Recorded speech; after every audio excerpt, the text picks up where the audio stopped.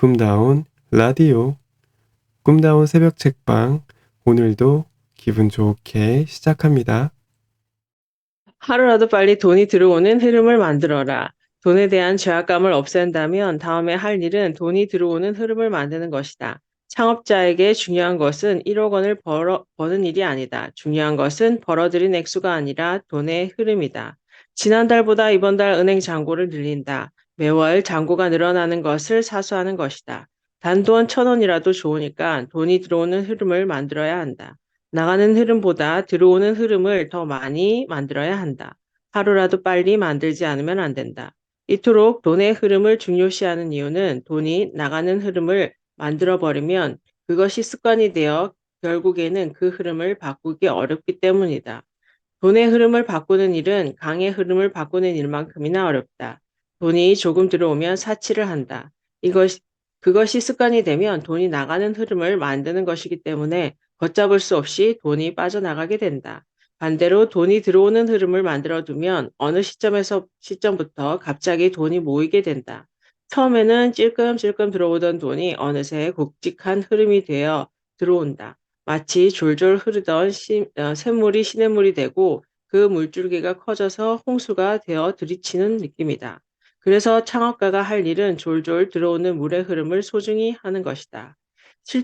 나의 실제 경험을 이야기해 보겠다. 나는 셀러리맨 시절부터 연수입 1억 원은 벌고 있었다. 하지만 현실적으로는 돈을 그리 많이 모으지는 못했다. 세금과 집세를 내면 아무리 전략해도 보너스로 받은 돈만 저축하는 정도였다. 창업하기 바로 전 해에는 스톡옵션 제도가 생겨서 1년에 5천만 원 정도는 저축할 수 있었다. 물론 적은 수입은 아니었지만 내 집을 마련할 수 있을 정도로 저축할 생각을 하자 암울해졌다. 그런데 창업 후 사업이 궤도에 오르자 일주일에 3천만 원이 들어오는 상황이 계속 이어졌다. 나도 깜짝 놀랐다.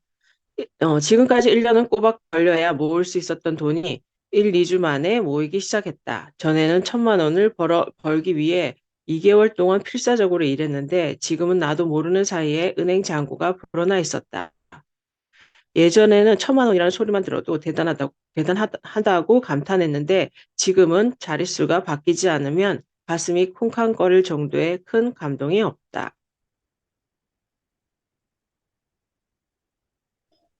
이런 결과로 알게 된 사실이 있다. 가장 어려운 시기는 바로 제로 상태에서 돈을 벌어야 하는 때라는 것이다. 그 다음에는 돈이 기하급수적으로 불어나기 때문에 쉬워진다. 돈이 외로움을 잘 탄다는 말은 사실이다. 마치 돈 자체가 의지가 있는 것처럼 동료들을 모으기 시작한다. 간단한 실험으로도 이런 사실을 증명할 수 있다. 투명한 모금함이 있다고 하자. 여기에 돈을 넣어둔다. 그 안에 잔돈이 들어있지 않을 때는 모금액이 별로 늘어나지 않는다. 하지만 잔돈이 들어가기 시작하면 모금액이 불어나는 속도는 점점 빨라진다. 지폐를 넣어두면 모금액이 불어나는 속도는 더욱 빨라진다. 쉽게 말하면 잔돈이 마중물이 되어 돈이 점점 모이기 시작하는 것이다.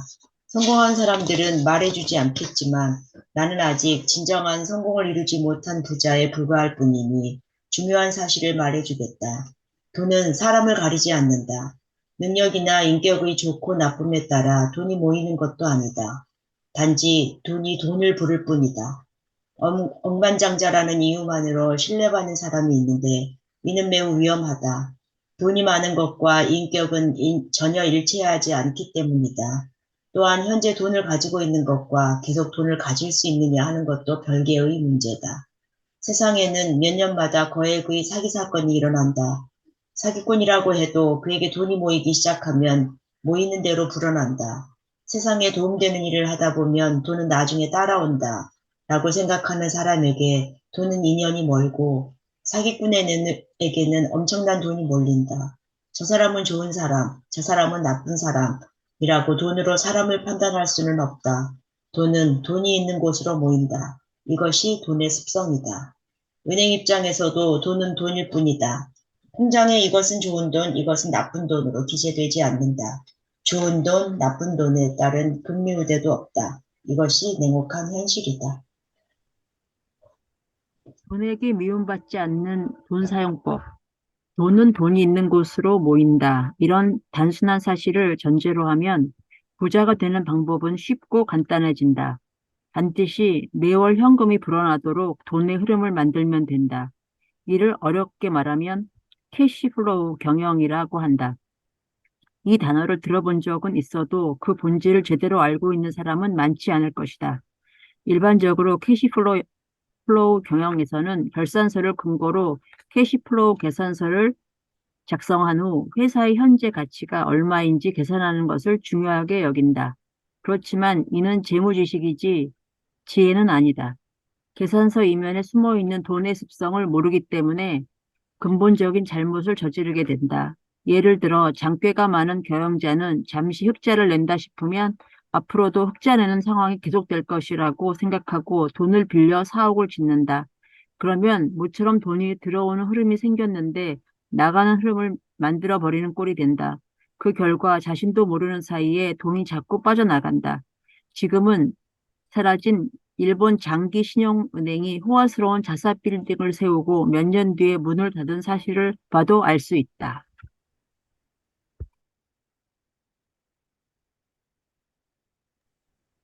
돈은 곧 에너지다. 돈이 자꾸 나가면 에너지는 떨어진다. 그렇다면 돈을 쓰면 안 되는 것일까? 남는 것만큼 쓰면 된다. 이는 이타미 주조 감독의 마로사의 여인이란 영화를 보면 잘 알 수 있다. 탈세범을 쫓는 여성 사찰관의 활약을 빈 작품인데 이 영화에서 탈세범이 돈을 모으는 요령을 고백하는 장면이 나온다. 뚝뚝 떨어지는 물 아래에 컵을 놓고 물을 받고 있다고 합시다. 목이 마르다고 아직 절반밖에 채워지지 않은 물을 마셔버린다면 이거야말로 최악이지요. 찰랑찰랑 가득 차기를 기다렸다가 마셔도 안 됩니다. 가득 차서 넘치는 물을 핥아가며 참아야 합니다. 이것은 부자의 철학을 응축한 명대사다. 작은 시냇물을 티스푼으로 한 숟가락 든 정도라면 아무런 영향은 없다. 하지만 양동이로 가득 퍼낸다면 어떻게 될까? 흐름이 바뀐다. 그 후에는 원래대로 되돌리는 것이 어렵다. 벤츠를 사는 것도 집을 짓는 것도 좋지만 할복은 집을 액수가 돈이 흐르는 추세에 영향을 주지 않을 정도로 억제해야 한다. 란체스터 법칙으로 설명하면 나가는 돈이 수입이 11% 이하라면 크게 문제되지 않지만 그 이상이라면 흐름 전체를 바꿔버려 되돌릴 수 없을 정도로 위험한 것이다. 사채하지 말라는 이야기가 아니다. 그러나 돈의 흐름을 바꿀 정도로 자제하지 못하고 사치를 하면 돈에게 미움을 받게 된다는 사실을 명심하자. 원하는 만큼 연수입을 버는 방법. 지금까지 설명한 것에 대해 사장이야 그렇게 하면 되겠지만 저는 월급쟁이라 매달 받는 급여가 정해져 있으니 해당되지 않는 이야기입니다. 라고 말할지 모르겠다. 그러나 돈의 원칙은 지위나 직업을 가리지 않는다. 셀러리맨의 연수입이 오르지 않는 이유는 급여를 받는 것으로 착각하기 때문이다. 급여는 받는 것이 아니라 버는 것이다. 자신의 연수입은 자신이 결정할 수 있다. 내가 이 사실을 깨달았을 때의 이야기를 해보겠다. 나는 미국으로 유학 가서 경영대학원을 다녔다. 입학 당시만 해도 MBA만 따면 취직할 때가 많았고 연봉 1억 원은 확실히 보장된다고 했다. 그러나 졸업한 해에는 거품 경제가 붕괴되어 취직할 곳도 별로 없었다. 결국 겨우 들어간 회사에서 나는 연수입으로 7천만 원을 받았다. 하지만 공무원 출신이라 일을 잘하지 못한다는 평가를 받았고 결국 입사 3개월 만에 정리해고를 당했다. 인생 설계가 물거품이 되는 순간이었다. 나는 왜 정리해고를 당한 거지?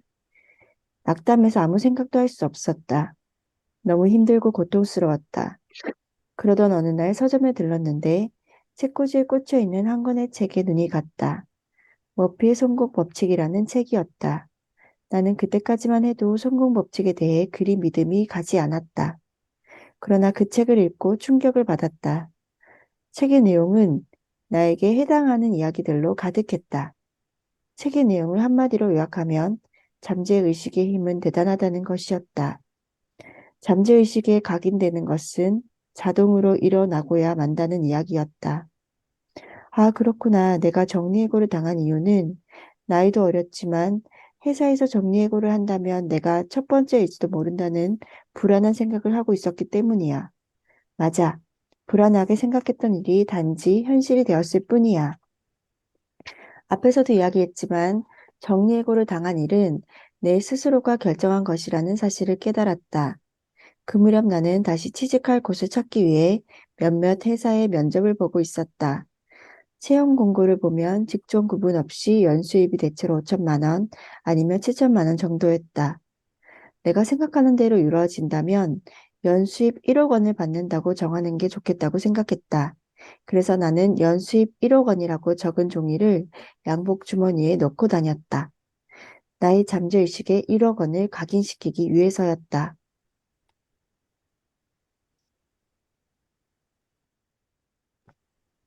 아카사카에 있는 뉴 오타니 호텔에서 면접이 있었다. 외국계 회사였기 때문에 고용주가 미국인이었다. 그가 물었다. 연수입은 얼마를 원하십니까? 나는 가감하게 1억 원입니다라고 대답했다. 그동안 받았던 연수입보다도 40% 넘게 높인 금액이었다. 몇 주일이 지나 다시 한번 같은 호텔에서 면접이 있었다. 이때 고용주가 채용 조건을 넣은 봉투를 건네주었다. 이 조건으로 채용하고 싶습니다. 혹시라도 받아들일 수 없다면 말씀해 주세요. 그 자리에서 봉투를 열어볼 용기가 나지 않았다. 그래서 연락하겠다는 말을 전하고 면접장 밖으로 나와서 엘리베이터 문 앞에 서서 버튼을 눌렀다. 그러고 나서 참을 수가 없어서 봉투를 뜯었다. 얼마였을 것 같은가? 정확히 1억 원이었다. 이런 머피의 법칙 진짜였어. 나도 모르게 주먹을 쥐고 엘리베이터 앞에서 파이팅 포즈를 취했다. 그때 엘리베이터 문이 열렸다. 안에 있던 사람들의 시선은 냉랭했다. 나는 이 경험을 통해 잠재의식이라는 것이 정말로 존재하며 성공한 사람들은 몇백 년 전부터 이런 활용법을 알고 활용했다는 사실을 깨닫게 되었다. 결국 사람은 자신이 생각하는 대로 된다. 연수입조차 자신이 결정할 수 있다. 연수입을 자신이 정하지 않기 때문에 벌지 못하는 것이다. 그렇게 연수입을 벌려고 하지 않기 때문에 바라지도 않는다. 연수입을 번 후에는 그보다 더 많이 벌 수 있는 일을 하지 않기 때문에 그 연수입도 유지하지 못하는 것이다. 이상으로 돈의 중요한 습성 세 가지를 이야기했다. 복습하면 1. 돈에 대한 제약감을 가지지 말 것. 2. 돈이 들어오는 흐름을 만들 것. 3. 자신의 연수입은 자신이 결정할 것이다. 수입을 늘리기 위해서는 이 세 가지 단순한 원칙만 실천하면 되지만 돈이란 묘한 베일에 쌓여 있어 좀처럼 그 본질을 보기 어렵다. 대다수의 사람들은 돈이 전부가 아니라고 생각한다. 나는 본심으로 그렇게 생각한다. 돈이 없어서 행복하지 않은 사람은 돈이 있어도 행복하지 못한다. 그러나 그렇다고 해서 돈을 부정할 수는 없다.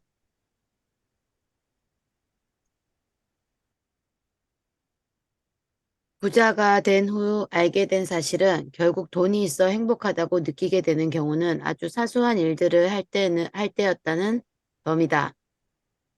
피곤할 때도 돈 걱정하지 않고 택시를 타고 가족과 초밥을 사 먹을 때 2만 원짜리와 4만 원짜리 메뉴 사이의 가격을 따지지 않고 4만 원짜리 초밥을 선택할 수 있는 것, 공부하고 싶을 때 해외로 나가서 공부할 수 있는 것, 그리고 싫어하는 녀석에게 머리를 숙이지 않아도 되는 것 같은 행복이다.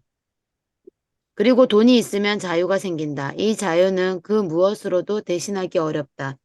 자유를 살기 위해서 돈이 필수는 아니다. 하지만 분명 편리한 도구다. 그러니 돈을 가지고 있다는 것은 좋은 일이 아닌가? 자유로워질 수 있는 엘리베이터가 있다면 그 엘리베이터를 이용하자는 이야기다. 엘리베이터에 타는 것은 그리 어려운 일이 아니다. 그 엘리베이터를 조작하려면 앞에서 설명한 세 가지 원칙을 활용하기만 하면 된다. 당신도 돈을 긍정하는 것부터 시작하기 바란다. 제7습관, 결단을 내리는 사고 과정을 배운다. 부자와 보통 사람의 대화. 연수입을 10배로 늘려준다는 게 이 책의 목표였죠. 10배라니 책을 팔기 위해 부풀려 말한다고 생각했어요. 분명 1년 후엔 연수입을 10배로 늘린다는 것은 말도 안 되는 목표이긴 하네. 하지만 5년 후라면 어떻게 될 것 같은가? 거기까지 내다보는 건 괜찮은 것 같아요. 확실히 내가 하고 싶은 것을 명확하게 했더니 이런저런 아이디어들이 많이 떠오르더군요. 그렇다네. 목표를 명확히 하면 뇌에 안테나를 세우는 것이 되기 때문에 필요한 정보가 모이기 시작하지. 게다가 초보라도 아이디어를 팔 수 있는 배웠다고요. 기술을 배웠고요. 지식을 여기까지 쌓으면 역시 손쉽게 창업할 수 있겠군요. 창업이라 하더라도 방법이 나쁘면 안 되네. 연수입을 늘리기 위해서는 숫자가 중요하네. 숫자요? 1이라는 숫자는 매우 위험한 숫자야. 세상에는 단순한 법칙이지. 한 사람만 섬기는 한 수입은 안정적이지 못해. 셀러리맨은 자신의 고용주 한 사람만 섬기지 않는가. 그러니까 수입이 늘지 않는 거라네.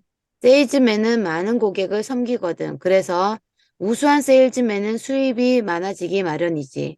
그렇다면 창업해도 고객의 수가 적으면 수입이 늘지 않을 가능성이 크겠네요. 그렇지.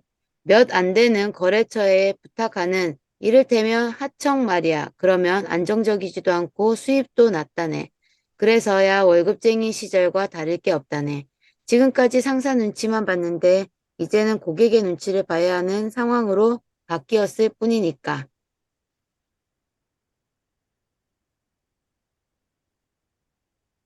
윤정쌤 읽어주세요.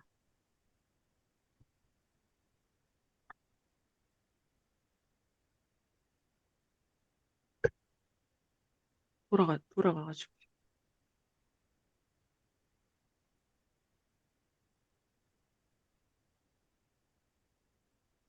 어디쯤이죠? 그렇다면 굳이 창업할 어. 필요가 없겠네. 그렇지. 창업붐에 편승해서 무턱대고 창업을 할 필요는 없네. 다만 지금은 안정이라는 단어가 대기업에 근무하는 것이 아니라 이 숫자라는 것에 있다네. 복수의 수입원을 갖는 것이 중요하다는 얘기지. 대기업에서 일하는 것은 큰 일을 할 수 있는 훌륭한 기회이긴 하지만 수입원이 하나밖에 없다는 지극히 불안정한 상황이야. 월급쟁이와 백수의 차이는 급여 명세서 한 장이라네. 자네도 이런 상황에서 벗어났으면 해서 하는 말일세. 저도 전부터 창업하고 싶은 생각은 있었는데 결단을 내릴 수가 없어요.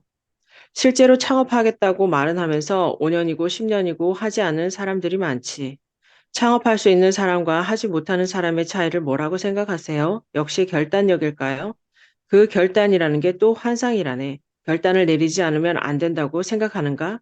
과감해야 한다면서 말이야. 그렇게 배웠으니까요. 과감한 결단이 중요하다고요. 그렇긴 하지만 딱 잘라 결단을 내리지 못하는 게 인간이라는 동물이야. 회사를 봐도 알 수 있지 않은가? 회의실에서는 결단을 내려야 한다고 강조하면서 문을 나서는 순간 그런 일은 깨끗이 잊어버리지. 결단을 내릴 수 있다면 은행의 부실 채권 문제는 벌써 정리됐을걸? 그래도 과감하게 결단을 내리려면 어떻게 해야 할까요? 그건 간단해. 결단을 내리기까지의 사고 과정을 배우는 거야. 이 방법을 알면 벽에 막혀서 고민하는 일은 없어질 걸세. 성공 법칙 덕후가 성공할 수 없는 이유. 성공 법칙을 배웠는데 왜 성공하지 못하는 것일까? 단순한 이야기다. 성공 법칙을 배우면 긍정적으로 사고할 수는 있다. 그런데 성공하기 위해서는 사고만으로는 부족하다. 행동하지 않으면 안 된다. 성공하면 좋겠다. 라는 마음은 누구나 있다. 하지만 성공하면 좋겠다와 성공을 향해 행동한다 사이에는 커다란 차이가 있다. 행동한다는 것은 현실 세계에 발붙인다라는 의미다. 간단히 말하면 제대로 돈을 번다는 얘기다. 프리터는 좋아하는 일은 하지만 돈을 많이 벌지 못한다. 그래서 프리터는 수입도 확실하게 확보해야 한다. 프로 창업가는 돈은 나중에 따라온다는 태도로 임할 게 아니라 지금 당장 돈을 벌어야 할 의무가 있다. 그래서 중요한 것은 실천, 즉 행동이다. 이 책에서는 실천 사항으로 연수입을 10배 늘린다는 구체적인 목표를 내걸었다. 연수입을 10배로 늘린다라는 말은 정말이다. 거들먹거리거나 유별나서 하는 말이 아니다. 내 이야기를 들은 모든 사람들이 그것을 목표로 삼지 않아도 상관없다. 그런 일은 확률적으로도 있을 수 없다. 하지만 한번 해보자고 행동하는 사람이 몇 명이라도 나온다면 대단한 거다. 책을 읽고 실행에 옮길 수 있는 사람은 대체로 10명 중 1명이다. 9명은 평론가라도 된 듯 아무것도 하지 않는다. 유감스럽지만 이런 사람들의 현실은 어떻게 굴러가도 달라지지 않는다. 행동만이 현실을 바꾼다. 행동하는 사람은 목표를 실현할 확률이 비약적으로 높아진다.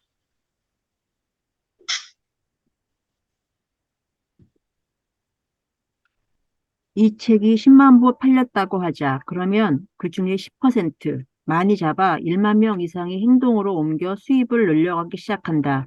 80대 20의 법칙을 적용해서 8천 명이 연수입을 2배로 늘리고 2천 명이 10배로 늘렸다고 하자.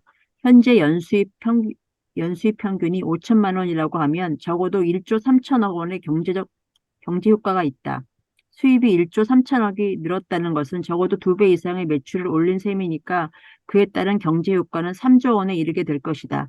과장된 이야기로 들릴 것이다. 하지만 이런 이야기를 하는 사람이 없다면 지금 절벽에서 굴러떨어지고 있는 경제에 누가 제동을 걸 수 있겠는가? 주변을 둘러보기 바란다. 나라의 경제를 바꿀 수 있는 것은 대기업 간부도 정치가도 아니다. 누가 이 상황을 바꿀 수 있겠는가? 나? 그렇다. 나라고? 그렇다. 당신이 하는 것이다. 이것을 자각이라고 한다. 자기 자신에 대해 눈을 뜨는 것이다. 창업가들 한 사람 한 사람이 자각하고 그 열정적인 에너지가 모였을 때 낡은 현실이 새로운 현실로 바뀐다. 거시적인 경제 효과는 제쳐두고라도 적극적으로 살아간다는 것은 그 자체가 즐거울 것이라고 생각한다. 그러니까 당신도 연수입 5억 원, 10억 원을 목표로 삼는 것을 생각해 보기 바란다. 10배는 좀 무리라고 생각하는 사람은 2배라도 좋다. 뭐든 자유롭고 풍요로워지는 것을 선택하기 바란다. 연수입을 늘리는 것은 복권에 당첨되는 것보다 단연코 쉬운 방법이니까.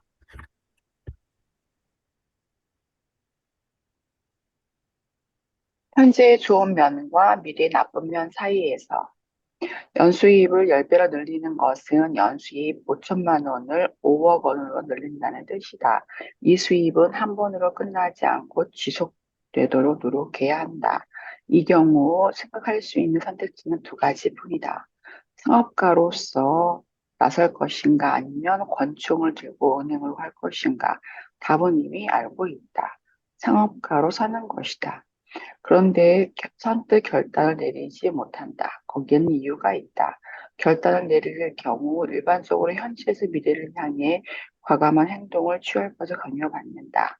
그러나 인간은 결과를 예측할 수 없는 새로운 행동을 하기 매우 어렵다.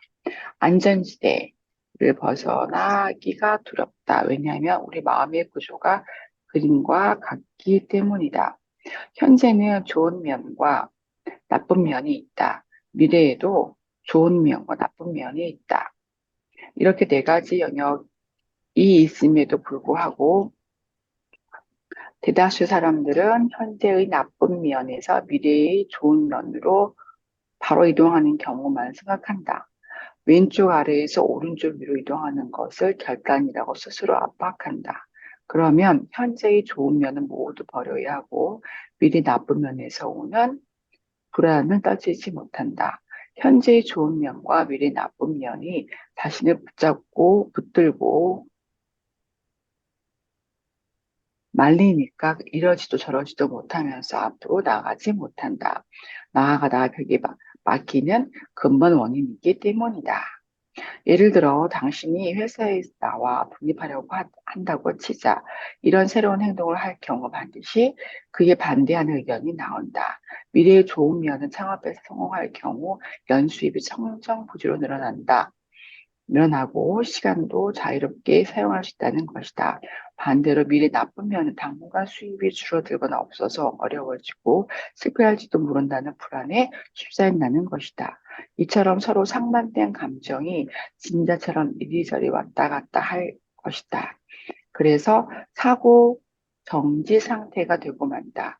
이렇게 벽에 막히는 상황은 누구나 한 번쯤은 경험해 보았을 것이다. 이런 진자 상태는 왜 일어날까? 엘리베이터를 떠올려 보면 쉽게 이해할 수 있다. 엘리베이터를 움직이게 하기 위해서는 같은 중량의 추를 달아서 추가 내려가면 엘리베이터가 올라가고 엘리베이터가 내려가면 추가 올라가게 한다.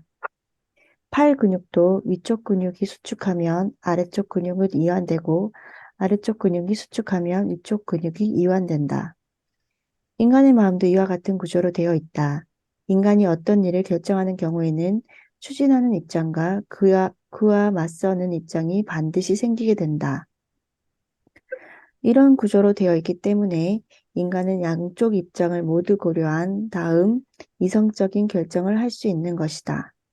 한쪽 힘만 작용하면 오히려 잘못된 판단을 내리거나 위험해진다.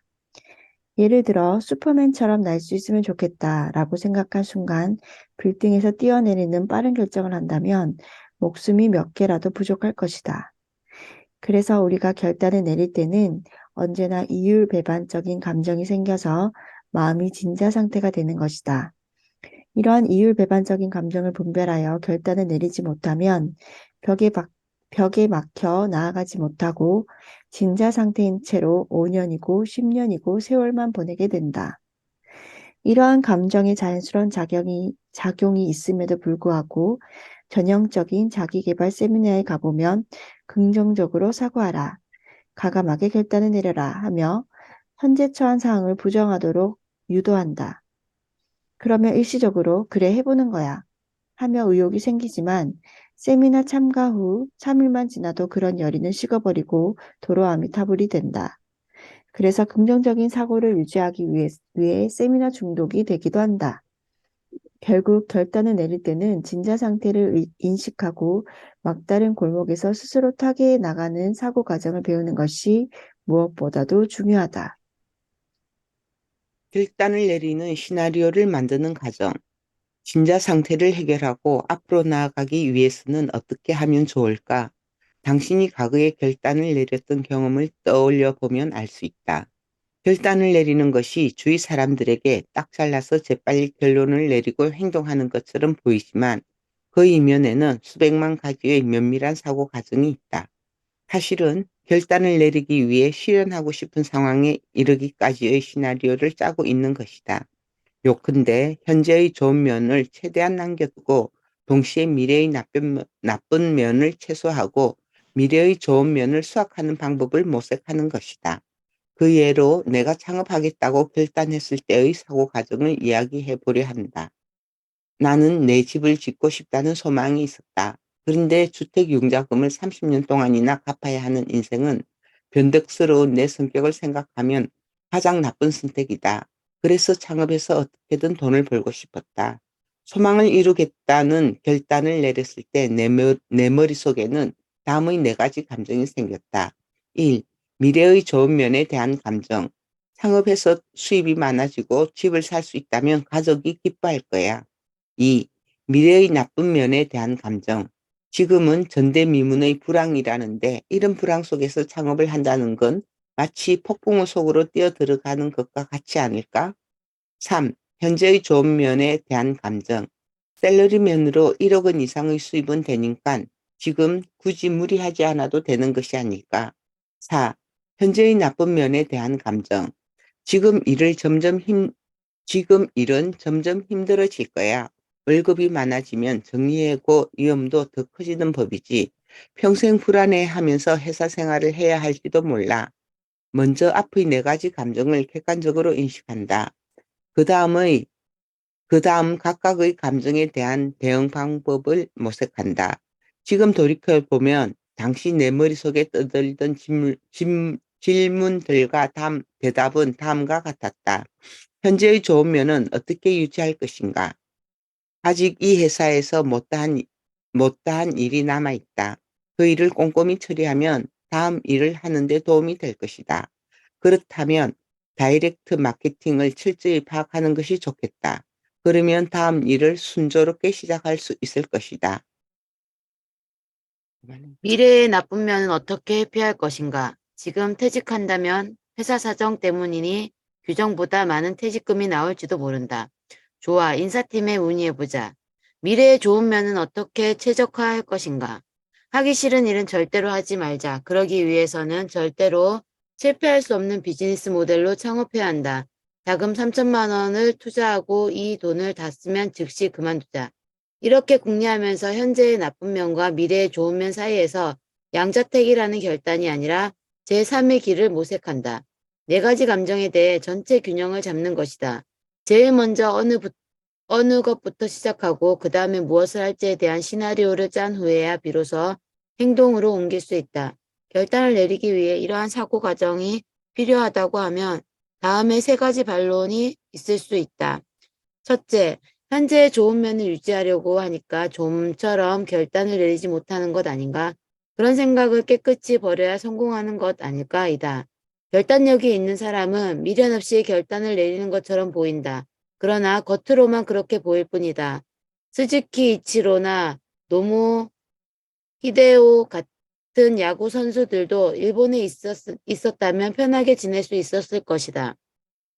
하지만 그들은 그동안의 실적을 미련 없이 버리고 미국으로 건너가 제로 상태에서 다시 시작했다.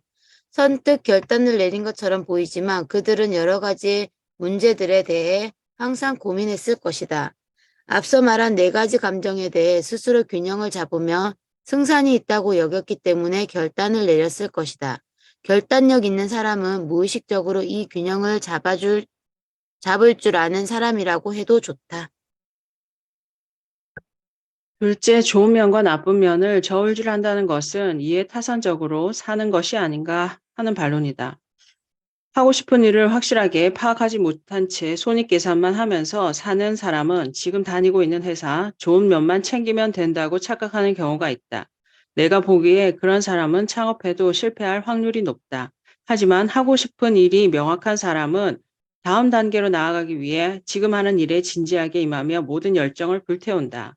이런 각오가 되어 있는 사람이 네 가지 감정에 대해 균형을 잡을 수 있다면 막다른 상태를 뛰어넘고 목표에 이르는 길을 개척할 수 있게 된다.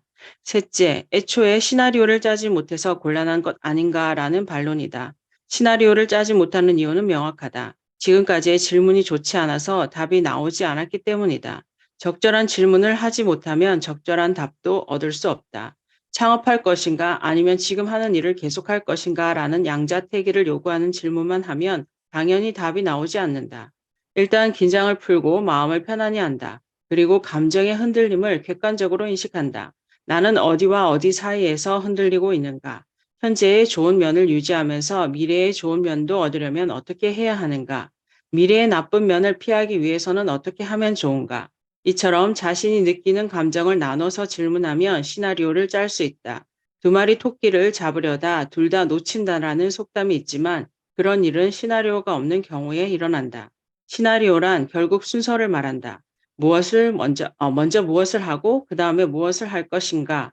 이 순서를 정하면 돌파구가 열린다. 미래로부터 역사 내 현재의 행동을 결정한다. 시나리오를 짠다는 것은 목표 달성을 위해 매우 중요한 작업이다. 내가 하고 있는 효과적인 시나리오 작업 방법을 소개하겠다. 시각화라는 테크닉을 사용하는 것인데 누구나 간단하게 할 수 있으며 매우 효과적인 방법이다. 벽에 부딪혀 앞으로 나아가지 못하는 상태를 타개하기 위해서는 지금까지 생각지 못했던 새로운 해결책을 찾아야 한다. 그래서 새로운 발상이 생기기 쉬운 막 잠이 들 찰나를 이용해 연습한다. 목적은 현재 상황과 실현하고 싶은 상황 사이에 존재하는 차이를 메워가는 과정을 쫓아가 보는 것이다. 그럼 해보자. 잠들기 전에 자신의 목표에 대해 생각한다. 침대에 누워 눈을 감는다. 나의 목표는 언제 실현되면 좋을까? 반년 후, 1년 후, 아니면 2년 후. 여기서는 2년 후에 실현되는 것으로 생각하자. 눈을 감고 어두운 복도에 서 있는 상황을 상상한다. 천장은 높고 서늘하다. 주변의 벽은 전부 바위다. 아무래도 지하에 있는 것 같다. 복도를 따라 안쪽으로 걸어간다. 벽에는 촛불이 켜져 있고 그 불빛이 아른거린다. 복도 안쪽 끝에 이르니 엘리베이터가 나온다. 지금까지 본 적 없는 거대한 엘리베이터가 바로 눈앞에 있다. 엘리베이터 안으로 들어가자 4개의 버튼이 있다. 흔히 보는 엘리베이터처럼 올라가기와 내려가기 버튼, 미래와 과거 버튼이다. 미래 버튼을 누르자 거대한 문이 스르륵 열리고 닫히고 엘리베이터가 소리를 내면서 움직이기 시작한다. 엘리베이터는 2년 후를 향해 간다. 얼마 지나자 엘리베이터가 멈춘다. 문이 열리자 그곳은 천장이 높은 파티장이다. 멋진 샹들리에가 걸려 있다. 이곳에서는 당신의 목표 실현을 축하하는 성대한 파티가 열리고 있다. 많은 사람들이 정장을 입고 모여서 즐겁게 이야기를 나누고 있다. 당신이 도착한 것을 알자 성대한 박수 소리가 터져 나온다. 자, 주위를 둘러보자. 이곳에는 도대체 누가 있는가? 도대체 어떤 말로 당신의 성공을 축하하며 환호하고 있는가? 아, 성공이란 기분 좋은 것이구나. 그 성취감을 느껴본다. 잠시 후 한 사람이 사람들 사이를 가르며 당신에게 다가온다. 자세히 보니 2년 후의 나다. 2년 후에 나는 만면의 미소를 띤 얼굴로 말을 걸어온다. 야, 정말 잘 왔어. 자네가 오기를 내내 기다렸다네. 2년 후에 나는 계속 말을 잇는다. 오늘 나는 2년 전에 세운 목표를 실현했다네. 내가 목표를 어떻게 달성했는지 자네에게 꼭 들려주고 싶네. 괜찮지? 잘 들어보게. 그는 2년 뒤의 미래로부터 시간을 거슬러 상세히 말해 주었다. 어제는 를 했다. 일주일 전에는 를 했다. 3주일 전에는 를 했다. 1개월 전에는 를 했다. 반년 전에는 를 했다. 1년 전에는 를 했다. 그리고 2년 전에는 를 했다. 그는 말했다.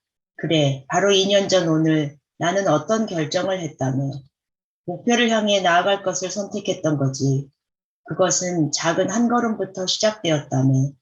그 작은 한 걸음은 정말 쉽게 내디딜 수 있었어. 하지만 그 한 걸음이 없었다면 오늘의 나는 없었을 걸세. 내가 자네를 계속 기다렸던 이유는 그 작은 한 걸음을 가르쳐주고 싶었기 때문이라네. 그 첫걸음은 당신이 그 첫걸음에 대한 이야기를 듣자 현재와 미래가 이어졌다. 그렇구나. 그랬었구나. 그렇게 목표를 실현했구나. 별로 어렵지 않네. 당신은 2년 후에 자신에게 정중하게 감사의 인사를 전한다.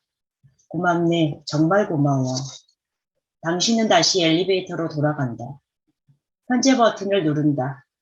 엘리베이터 문이 닫히고 당신은 현재로 돌아온다.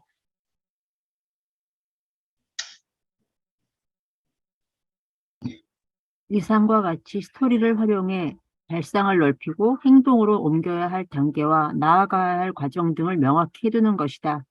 벽에 막혀 앞으로 나아가지 못하는 상태는 미래로 이어지는 과정이 보이지 않을 때 일어난다.